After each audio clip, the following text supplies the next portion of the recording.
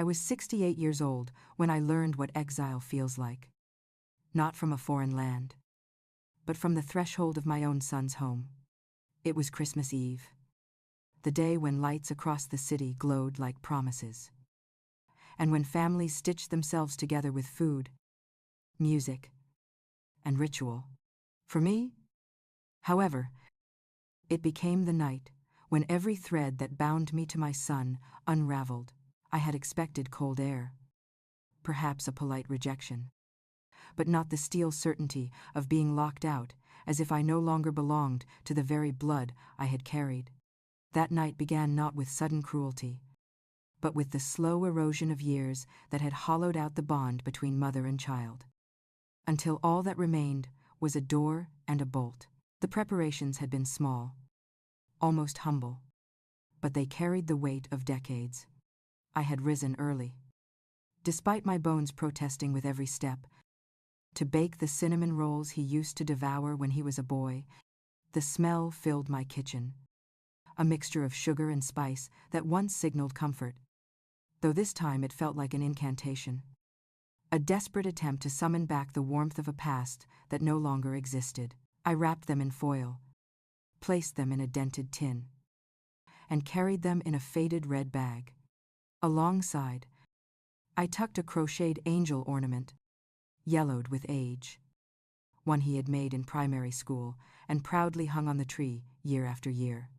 To me, these small offerings were not gifts, but keys to unlock a heart that had turned away. The taxi ride to his neighborhood was a journey into another world, where my own street was modest, lined with bare porches and the occasional flicker of half-broken fairy lights. His street gleamed with curated perfection. Lawns bore mechanical reindeer, rooftops shimmered with cascades of white light, and every door carried a wreath lush with ribbon. It was the kind of wealth that performs itself, announcing stability, belonging, success. My own reflection in the taxi window seemed almost like an intruder's shadow against such brightness, a hunched figure in an old wool coat, clutching a tin as though it contained more than sugar and flour, as though it carried proof of my worth. I remember the moment I stepped onto his porch. The boards beneath my feet were smooth, recently polished, foreign compared to the weather-worn wood I had once scrubbed in our old home. The porch light bathed everything in a harsh glow, exposing every crease of my face, every tremor of my hands. Through the window, I glimpsed the world denied to me: a towering tree covered in glittering ornaments, a flat-screen television flickering with images, and silhouettes moving with casual ease. There was laughter inside, a warmth not meant for me.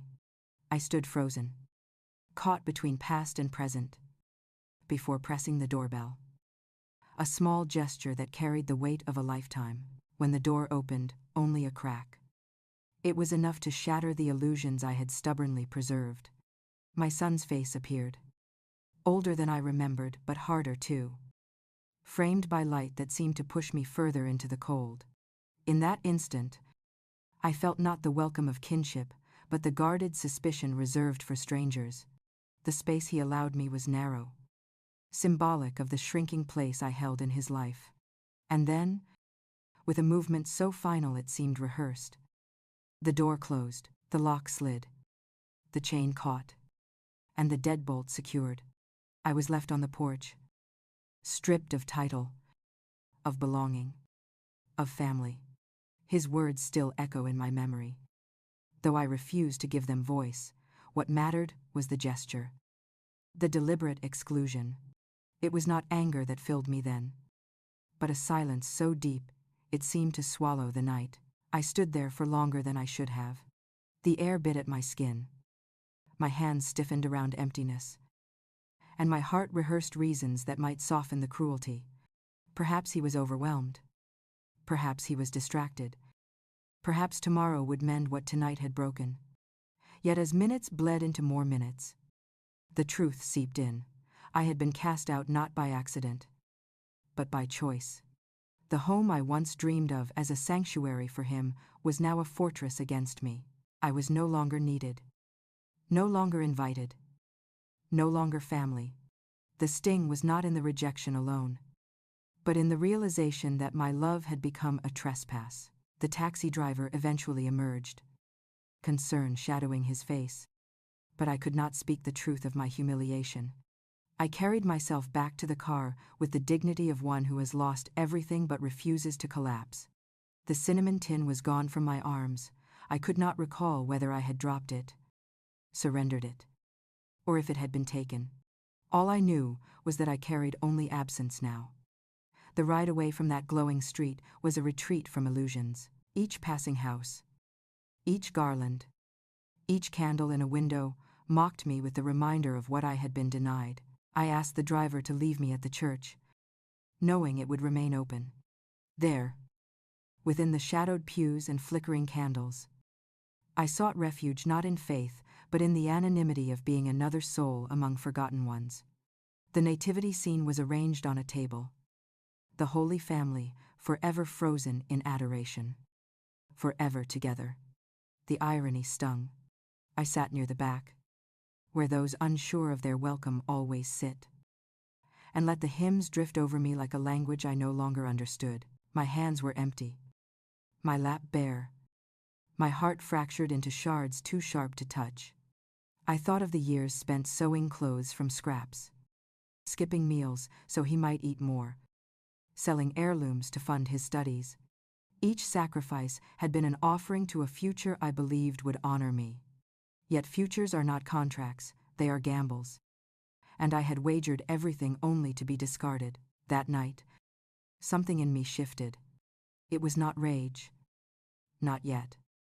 But a kind of clarity. For decades, I had believed love meant persistence. That a mother's duty was to keep knocking, even when doors remained closed.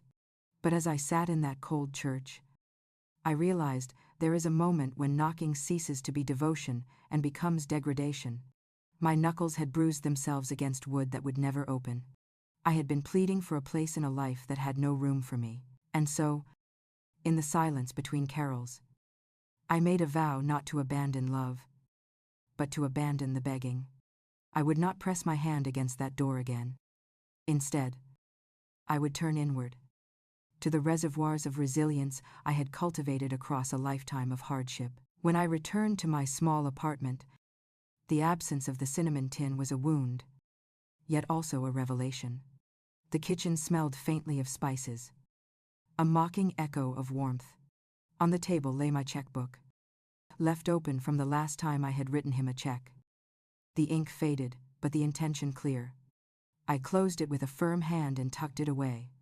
The act was small, but it resounded like the drawing of a line. No longer would I finance my own erasure. No longer would I trade my security for the privilege of being tolerated.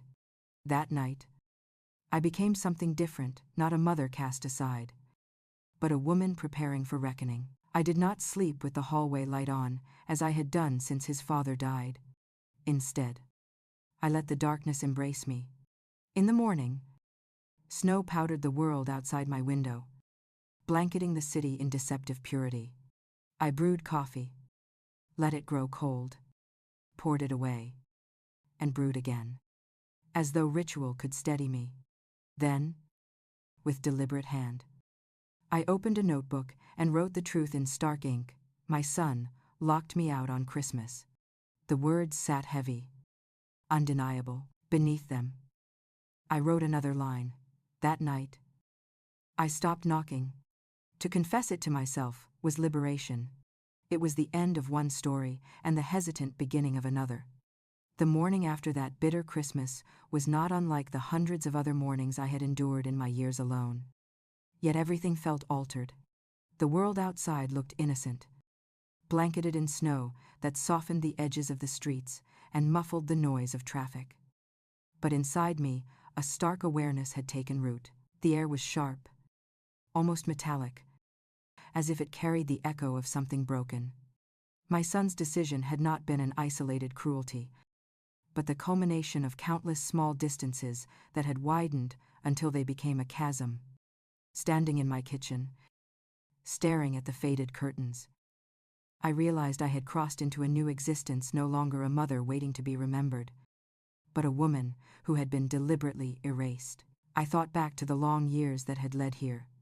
Memory, for me, is not a gentle album of cherished photographs, but a series of bruises pressed into the skin of time. I remembered the years when every coin was stretched, when I would sew his clothes from remnants, when I would choose hunger for myself so that he might eat. I remembered the pride I felt when he walked across a graduation stage, the relief that all those sacrifices had borne fruit, and yet, as I replayed those images, I saw how the pride had been one-sided, how he had already begun to turn away, building a life where my presence was less a foundation and more an inconvenience. What I mistook for independence had in truth been withdrawal. That realization was like swallowing glass. The past I had polished with love suddenly revealed cracks. The truth was that my devotion had been used as fuel for his ambitions. And once the fire was burning bright, I was discarded like ash. Every gesture of care, every sleepless night, every coin saved, none of it bound him to me. Blood had not been enough.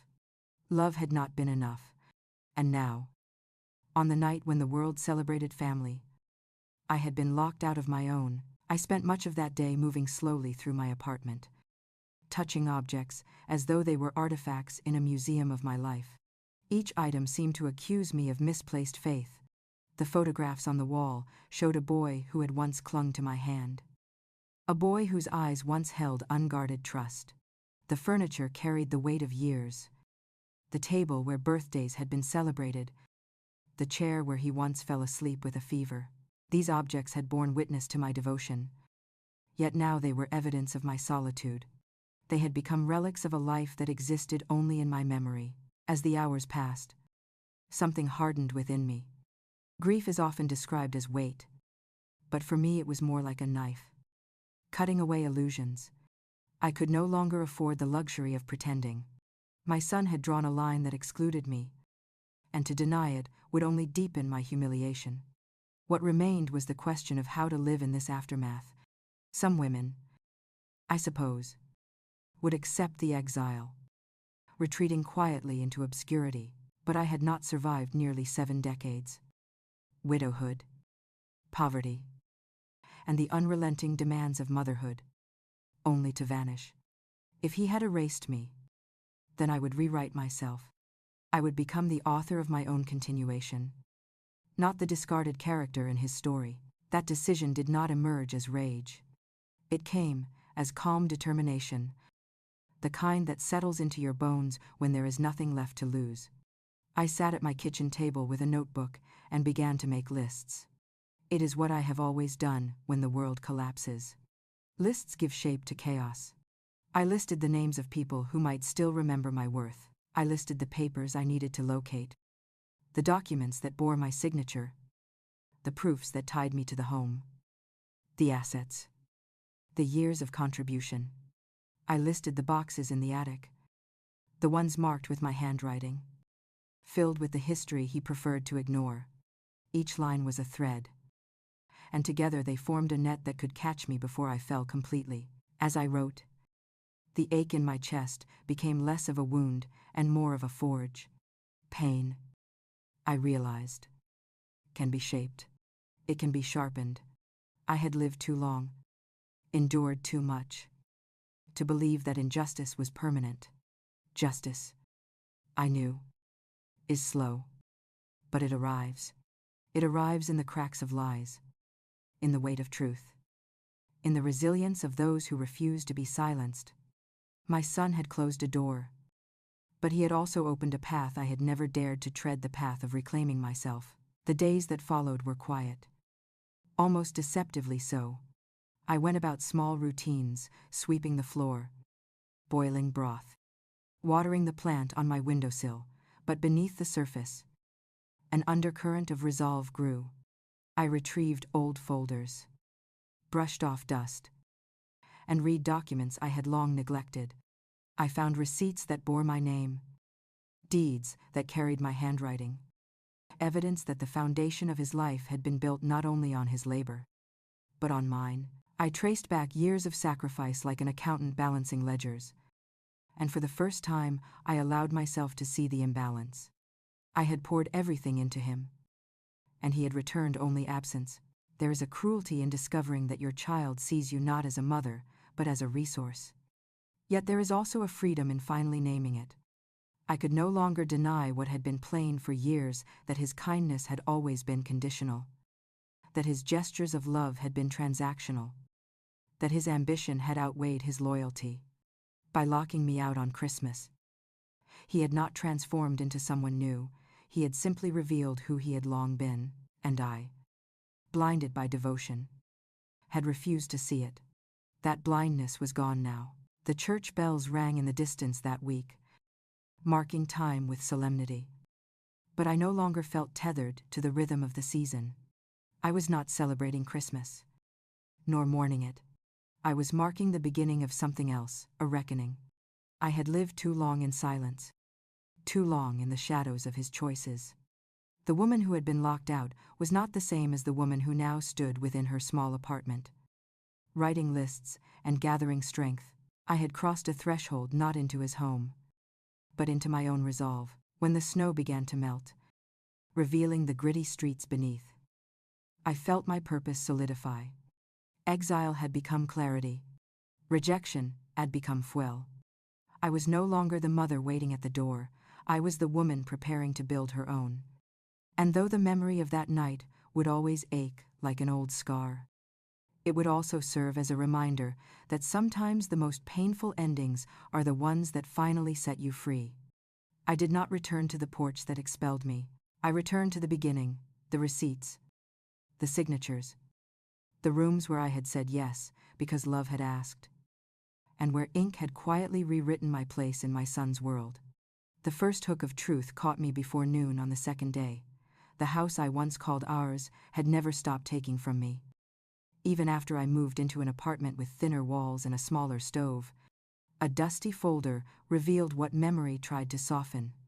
I had converted what was mine into what was convenient for him. The convenience had grown into entitlement, and entitlement had fossilized into cruelty. The door had not betrayed me. The paper had. I began to map the betrayal, the way a cartographer maps a coastline inch by inch, inlet by inlet, naming the coves and the cliffs even when the names cut my tongue. There was the promissory note I had funded after his first failed venture, the refinance signed for tax purposes, the quietly added clause that moved me from owner to guarantor, the health insurance line I never canceled because I still knew his allergies by heart. Each sheet carried my handwriting like a fingerprint left at the scene of a theft I had allowed. The story presented itself in layers. It did not shout. It whispered from staples and margins, from notarized pages that had smiled politely as they erased me. I found witnesses who had never been asked to speak. The neighbor who had watched me mow both lawns the summer, his back acted up.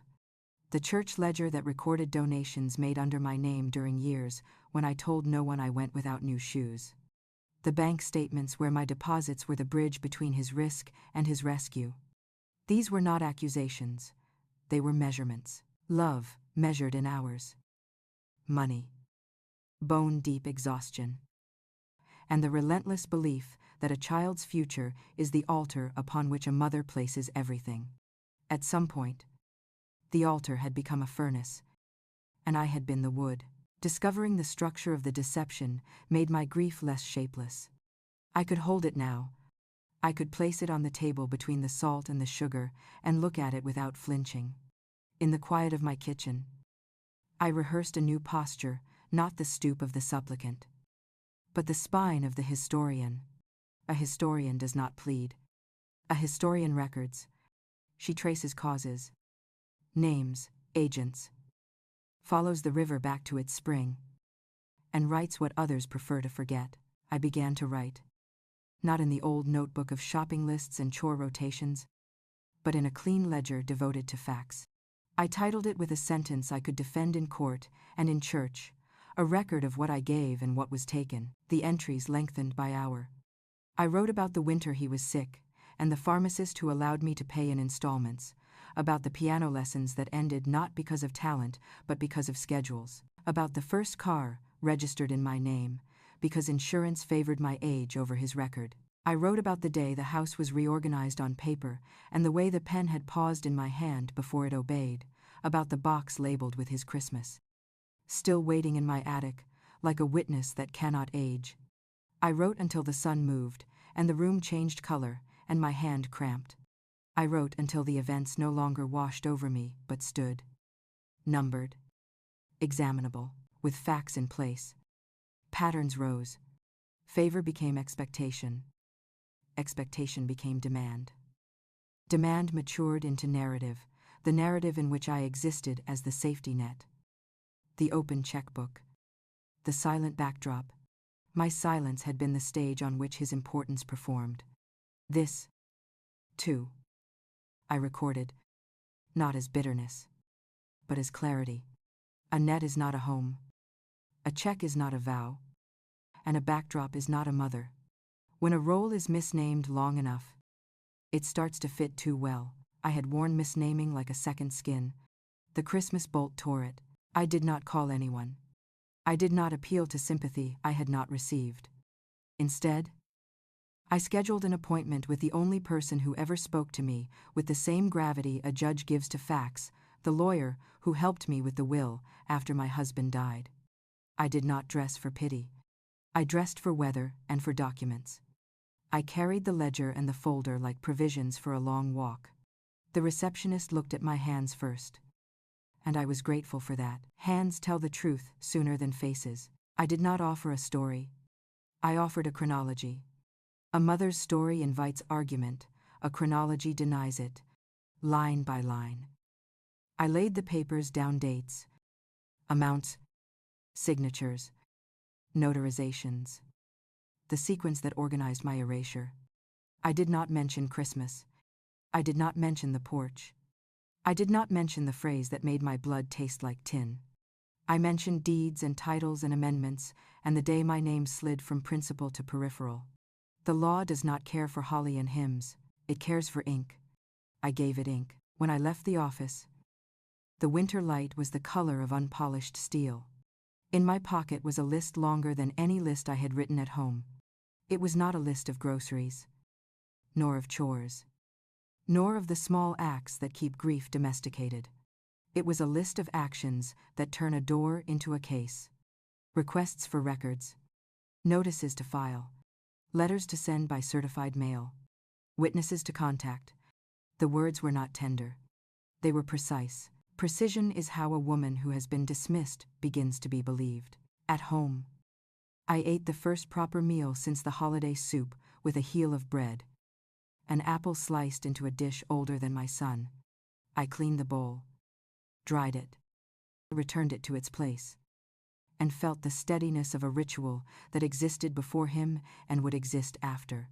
That night, before I slept, I retrieved the box I had labeled years ago with his name and that annual word, Christmas. The lid resisted at first. The tape gummy with time. Inside, the relics lay obedient schoolcrafts. Postcards. A sweater too small and too determined to be warm. Photographs with corners, dog-eared by grief. I did not cry. I arranged them on the table as an archivist arranges evidence for cataloging. The crocheted angel I had once placed alongside the cinnamon tin was there too. A twin to the one I had carried to the door. I realized then that I had never given him both. I had preserved one for myself. It felt like a message sent through time from a younger me, who did not trust the future as much as she claimed. The following morning, I visited the bank where the tellers knew me by the rhythm of my steps. I requested statements from years I had forced myself to forget. The clerk printed them with the neutral kindness of a person who will never know that numbers can bruise. The pages unfurled a tapestry of transfers and withdrawals and deposits that bore my name like a watermark. I did not judge the woman who made those decisions. I nodded to her across time and agreed she had done what mothers do. Then, as the pages accumulated, I made a second agreement with the woman I had become, that generosity without recognition is charity. But generosity without boundaries is self-harm. In the afternoon, I climbed the narrow stairs to the attic and retrieved 2 more boxes I had avoided. Dust rose in soft protests around me, and I imagined it as the chorus of all the things I had postponed. The first box held household files I had stored when my husband was alive. Labeled in a handwriting steadier than my current one, I found the instructions for the heater he installed the winter our son was 10. The warranty papers for the washing machine I learned to fix with a butter knife. The tax returns that reflected years of modest income stretched beyond reason. The second box was heavier. It held photo albums. The real kind. With plastic sleeves and adhesive pages that had yellowed. Each page held a version of me I had not greeted in years younger. Straighter-backed. Hopeful in a way that embarrasses the old. I catalogued and photographed everything. Not for sentiment, but for record. The law likes copies. Memory distorts. Images do not. I digitized even the small indignities. Like the notice from the school where I cleared his lunch debt behind a guidance counselor's frown. And the receipt for the winter boots, I bought one size too large so they would last through another cold season. These were not weapons. They were proof of a pattern that my life had been a series of bridges, and that the traveler had long ago stopped looking back to wave, with the paper fortress growing. I allowed myself an hour each evening to sit and breathe without planning. In those hours, I learned the difference between revenge and redress. Revenge is a flare in the night. It frightens and dazzles and burns out. Redress is a sunrise. It takes its time. It reveals what was hidden. It allows the day to proceed on terms not written in darkness. I was not interested in flares. I wanted light that lasted long enough to read by. News reached me indirectly of his life, continuing with ease photographs on mutual acquaintances' pages. Glimpses of rooms lit by chandeliers, purchased in stores where I had never been welcomed. Celebrations set to smiling captions that pretended generosity. I did not let the images distort my resolve. Performances are strongest when the audience is uncertain. I removed myself from the crowd. The only audience that mattered now wore a robe, not sequins. In the 4th week after Christmas, a letter arrived that validated my ledger. It did not praise me. It did not comfort me. It acknowledged the validity of my claim and the seriousness of the questions I had raised.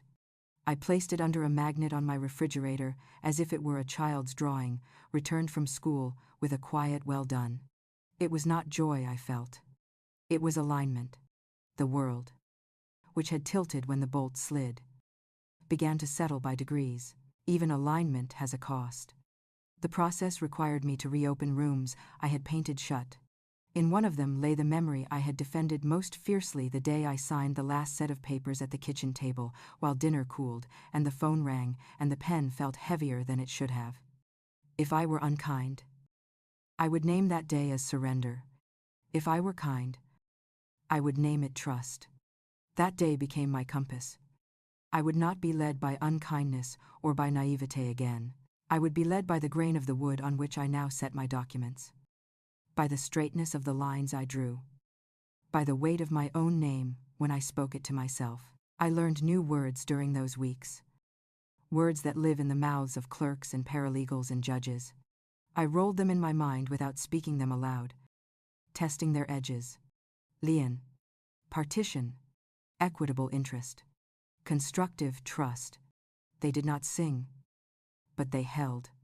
When I wrote them into my ledger, I felt less like a mother and more like a mason, layering stone upon stone to raise something that could not be easily toppled. A mother can be dismissed as emotional. A mason cannot be dismissed as far as her wall stands. On the last evening of January, I sat with the crocheted angel in my palm, the twin that had never left my box. I contemplated whether to return it to storage or to leave it on the windowsill where the winter sun occasionally found it. I chose the windowsill. Let it gather light. Let it be the relic of a season that began in exile and matured into purpose. I slept well for the first time in weeks. I woke to the feeling of an internal door unlocking.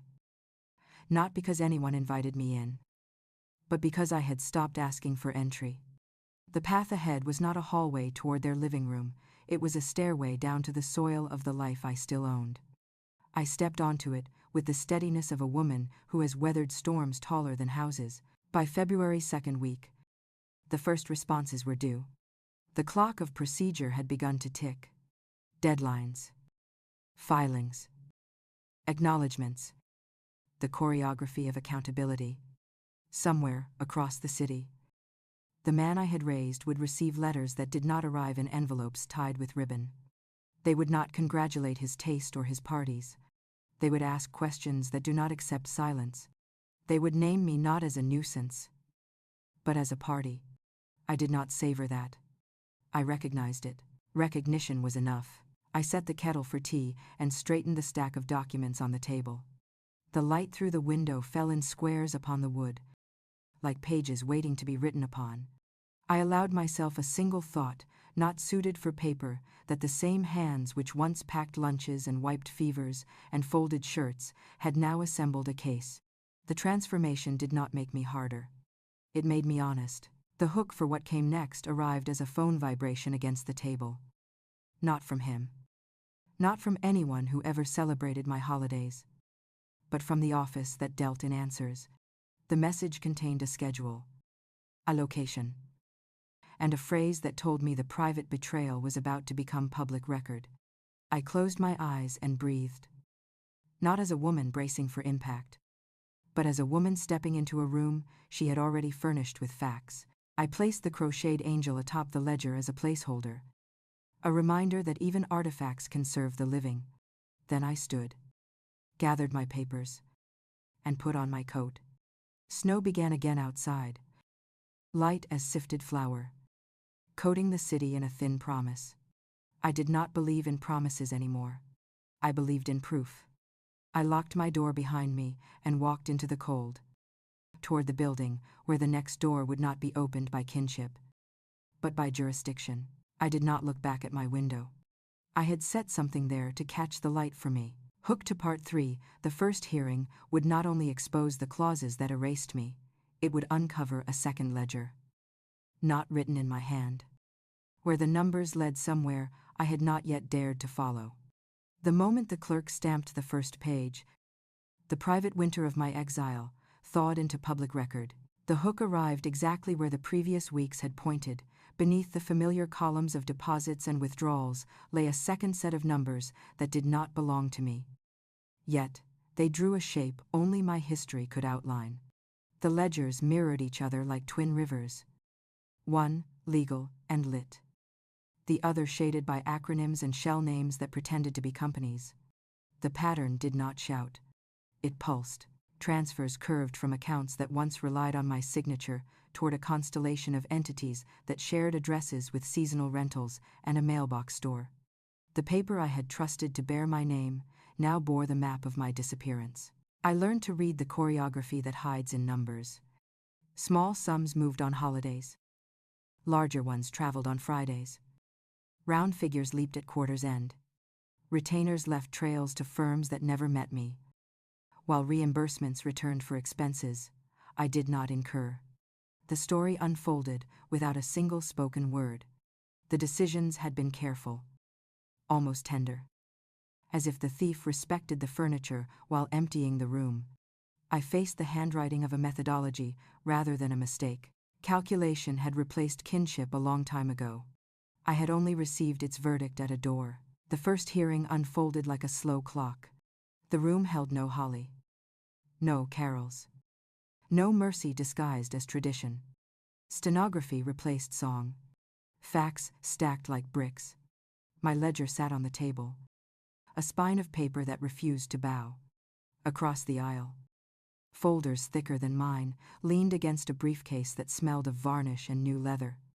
I watched hands move documents without tremor and understood the distance between a life spent in kitchens and a life practiced in conference rooms.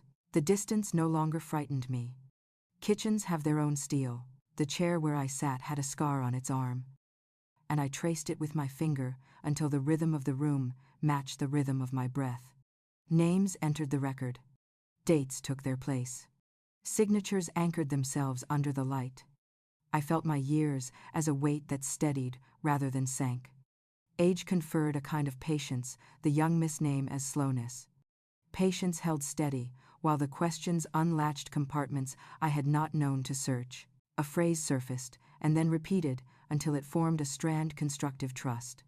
The strand braided with others' equitable interest. Unjust enrichment. Fraudulent conveyance. The braid did not flatter. It held. When the officers of procedure asked about the refinance that had demoted me from owner to guarantor, the air thinned. Not because of emotion, but because of precision. The page with the amendment appeared under the lamp. The margins displayed the pause my pen had taken years ago. A witness affirmed the date. A notarial seal blinked like a patient eye. The sequence hardened into shape. The house that wore a wreath now wore an asterisk. The asterisk reached backward and forward, touching every document that assumed my consent as forever. Consent is not an inheritance. Consent expires when the truth walks in. After the hearing adjourned, the building held its breath. The hallway smelled of paper and old steam. I descended the stairs, one step at a time, and realized I had grown quieter inside. Not from defeat, but from accuracy. The world had tilted toward the center by a fraction I could feel in my bones. The second ledger had stopped being a rumor at the edge of my suspicion. It had become an exhibit. Exhibits do not apologize. They stand. In the weeks that followed, I practiced a discipline I had only admired in others. Each morning began with the ledger and a pencil. I marked the dates that aligned with known events, mapped addresses against filings, and traced owners through the maze of names that pretend anonymity. I taught myself to walk through county databases the way I used to walk through grocery aisles, selecting what nourished and leaving behind what gleamed. Parcel numbers replaced produce codes. Pages of meeting minutes replaced recipes. My errors became a column for notes rather than a column for shame. Every correction added weight to the truth rather than weight to regret. Allies emerged from ordinary places. A teller stabilized a timeline by confirming the sequence of automatic payments from years past. A neighbor supplied photographs of deliveries during renovations that had never been disclosed to me. A parish volunteer unearthed a printed newsletter that listed donors by tier during the same months when my checks kept lights on I would never sit under. None of them spoke for me. They offered fragments and went back to their lives. I arranged the fragments into a mosaic that no longer required me to beg for a view.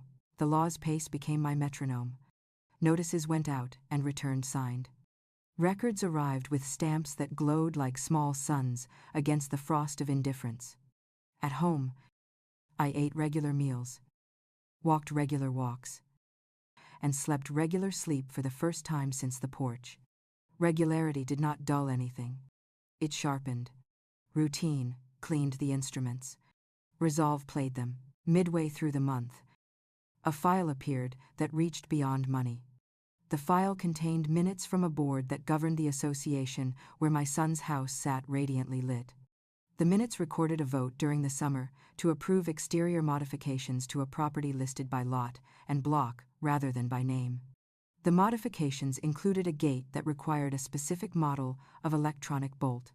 The bolt matched the feel beneath my knuckles on a winter night. The paper that had erased me had also hardened against me in steel. The realization did not ignite rage. It cooled me further. Cold carries detail better than heat.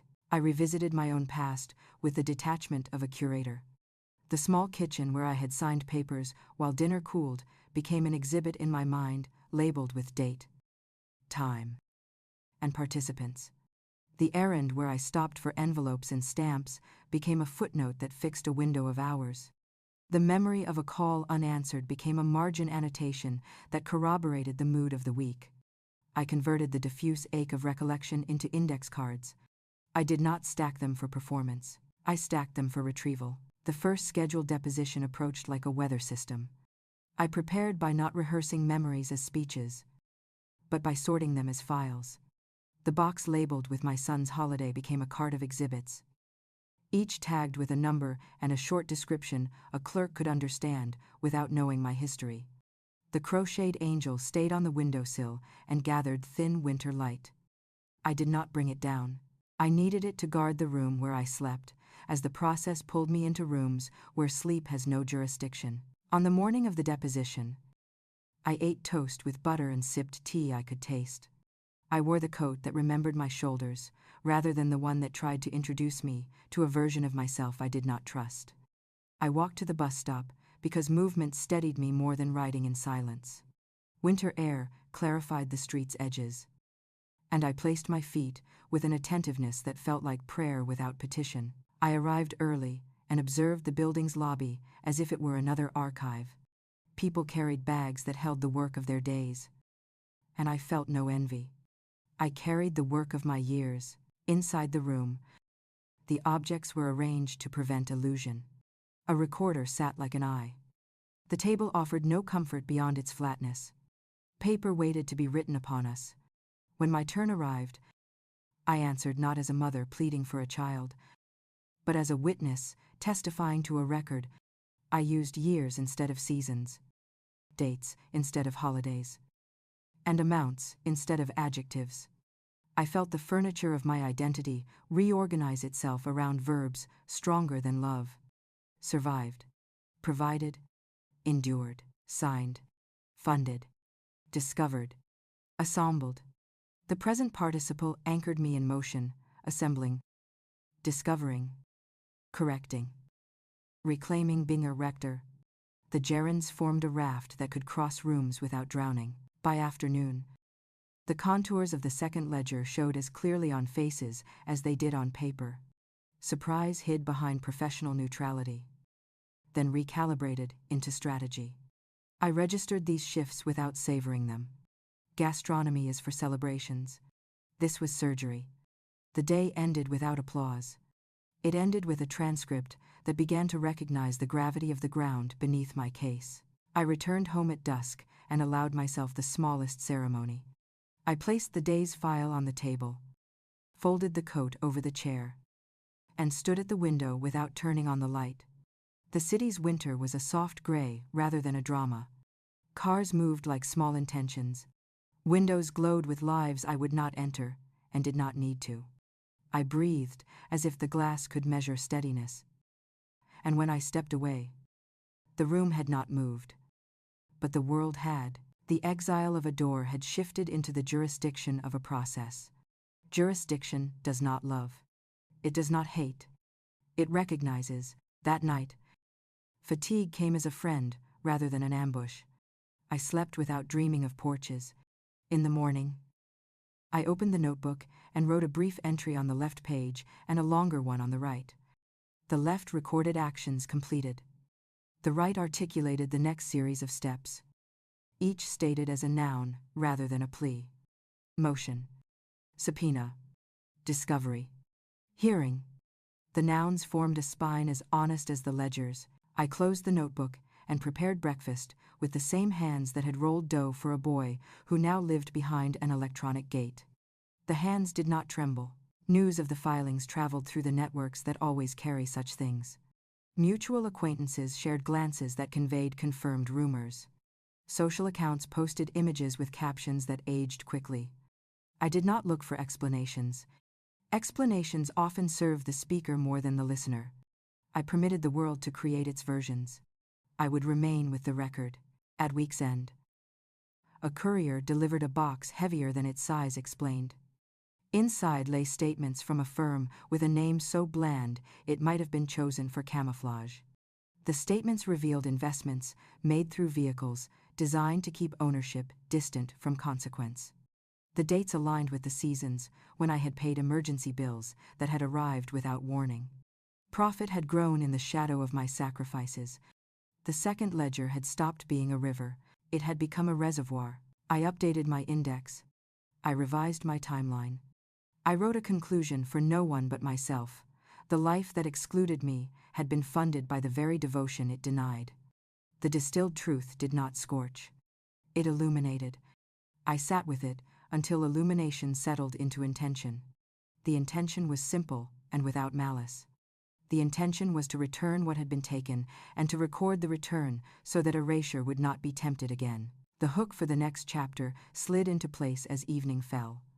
A parcel number cross-referenced to a deed tied to a company, tied to a person I had once fed at my table. Not as family, but as a guest. The guest had become a partner in the reservoir. The partnership had left signatures in places where only trust had traveled before. The discovery did not widen the wound. It lengthened the path. The path led not only to money, but to rooms where decisions wore friendly faces. I closed the ledger and set the crocheted angel back on its sill. Snow fell with the softness of sifted flour. The city accepted another layer without protest. I accepted the next step without dread. The cold did not bite as fiercely. The numbers did not blur. The door that once defined me no longer held a monopoly on edges. I had crossed into a terrain where facts made their own weather. The hook arrived not with triumph, but with admission stamps. The motion entered. The calendar set. The notice served. The private reservoir of numbers that had fed a public life began to drain through apertures bored by procedure. The case stopped, being the story of a mother, and became the architecture of correction.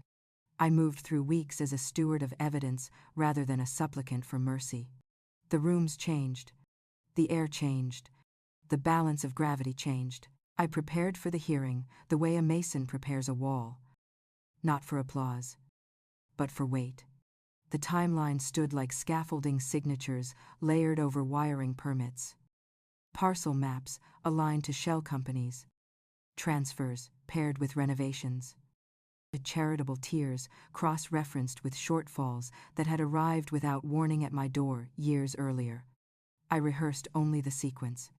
I allowed no adjective to slip between dates and amounts. I set every page in a binder whose rings clicked with a steadiness that soothed me more than any carol ever had. I slept with the binder on the chair beside the bed, not as a talisman, but as a task, waiting without complaint. The morning of the hearing. The city wore a film of frost that convinced the living to be precise. My steps answered the pavement with an honesty I had withheld from myself for years. I entered the building that respected paper more than promises and placed the record on the table that respected flatness more than feeling. The court's clock advanced with indifference. Indifference, I had learned, could be a mercy when aligned with fact. The presentation unfolded as an anatomy rather than an accusation. Here lay the deed and its amendment, the clause that moved me from owner to guarantor, the refinance that shaved equity from my column and added obligation to my spine.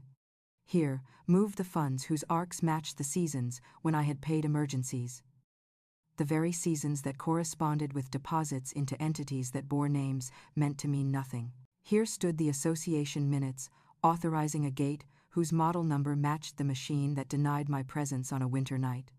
Here clustered invoices for contractors who entered through that gate to improve a property that advertised itself as a home while teaching itself to be a fortress. The court asked nothing of my grief and everything of my proof. Proof obeyed. Proof did not tremble. Proof moved steadily across the room and took the chair reserved for truth. I did not glance at faces that once measured my worth by my willingness to be quiet. I kept my eyes on the ledger that had learned to speak in the language this room understood. The language held when the question of remedy arrived. It did not roar. It tapped the table with a careful knuckle and waited for arithmetic. Arithmetic climbed onto the scales and did not flinch. Constructive trust arranged itself over the property like tracing paper. Equitable interest slid into columns that had formerly pretended to be empty. Partition did not threaten, it clarified. Unjust enrichment ceased to be a phrase and became a sum. The sum surprised no one who had ever fetched a tool before being asked. The order did not sing. It printed. It directed. Reserved. Enjoined. And scheduled. It demanded documents from hands that had learned to put their names only where applause followed. It invited accounts to explain themselves without the crutch of celebration. It acknowledged my standing as more than sentimental and less than optional. Standing felt less like a pose and more like bone. I returned home with the order folded once and set it upright on the counter, as if it were an ordinary letter, announcing an ordinary adjustment to an ordinary plan. I boiled tea. I ate soup. I walked my familiar circuit past the pharmacy, the bakery, the church whose steps will always remember the weight of a woman deciding to stop knocking. I slept because fatigue had earned the right to borrow my body for a night without interruption. The days after the order carried a hum that did not belong to anger or relief. It belonged to function. Records arrived that were never meant for my eyes. Ledgers unfurled the choreography of expense accounts, whose rhythms assumed an audience that would never ask what had been traded for what. Insurance policies revealed riders that had hidden obligations under benevolence. Schedules of assets admitted to existing in the same rooms where I had once believed my absence was a kindness. The system began to do what it does best. When watched, it recorded itself. Friends asked for nothing and brought everything that counts as companionship without cost. One left bread. Another left citrus. A third left a note that contained only a date and a heart. I placed the bread on the cutting board that had learned my knife decades ago. And I cut slices that held together. I ate it quietly. I tasted salt. But not from tears. Salt belongs to the living. The hearing that followed moved the case from restoration to consequence. The reservoir discovered in Part 3 offered not only numbers but names whose presence in rooms I had once dusted rewrote the shape of what had to be addressed. Partnership carried obligations printed in a font smaller than trust. Those obligations had been breached by the most ordinary of vices, convenience disguised as inevitability. The court's questions lost their gentleness and found their edges. When clean. Do not maim without warning. They direct the cut. I watched the edifice of performance adopt braces. Explanations tried to lift more than they could carry and were set down. Documented. And marked for later. Requests for delays looked briefly at calendars already busy with other reckonings. My ledger required no extra time.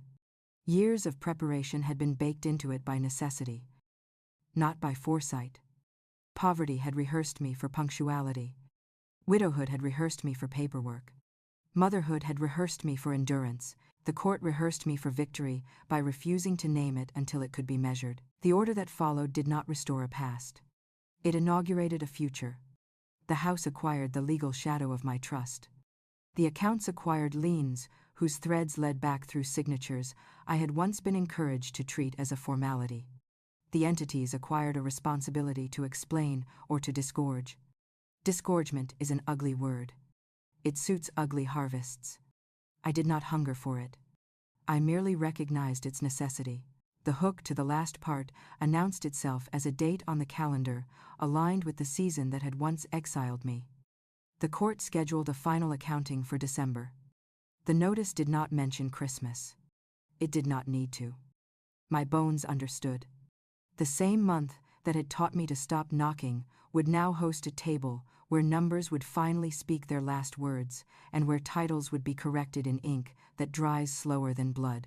I closed the binder, set an empty plate beside it, and contemplated the courage of an evening that invites guests whose names are truth and balance. I did not decorate for the holiday that year. I arranged documents instead of ornaments. I set out chairs for clerks and stamps instead of relatives. I placed the crocheted angel on the windowsill and allowed it to watch the city gather its lights without my contribution. I baked nothing. I bought nothing. I prepared a room that had been denied to me and opened it. Not to family, but to fairness. Fairness accepted the invitation as if it had addressed the envelope itself. The last hook was not a revelation. It was a routine. The ledger closed. The order filed. The room warmed. The tea steeped. The afternoon settled into the ordinary dignity I had once mistaken for smallness. December no longer owned me. And neither did the porch. I kept no trophies. Only the corrected deed. The quiet ledger. And a windowsill angel that learned to hold light without pleading for it. Motherhood did not vanish. It transformed less a perimeter around a child, more a stewardship of the woman who had once believed love required disappearance. The house became a noun again, not a verdict. My name lived in the present tense, not as nostalgia and not as apology. I prepared the year ahead, the way I had prepared, bread measured, patient, sufficient. If memory knocked, I did not rush to answer, I let it stand. And only when it arrived without demand did I open. The door I kept was not wood and lock, it was a boundary that allowed warmth to remain inside.